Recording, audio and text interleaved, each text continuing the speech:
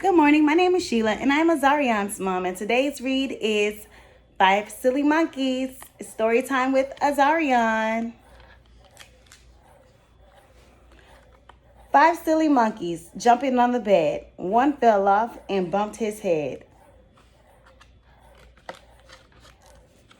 Mama called the doctor and the doctor said, "No more monkeys jumping on the bed."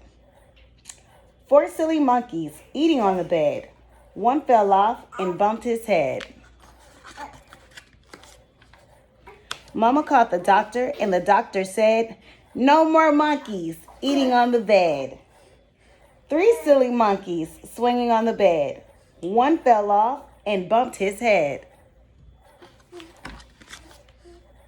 Mama called the doctor and the doctor said, "No more monkeys swinging on the bed." 2 silly monkeys sliding on the bed. One fell off and bumped his head. Mama called the doctor and the doctor said, "No more monkeys sliding on the bed." 1 silly monkey spinning on the bed. He fell off and bumped his head. Mama called the doctor and the doctor said, "No more monkeys spinning on the bed."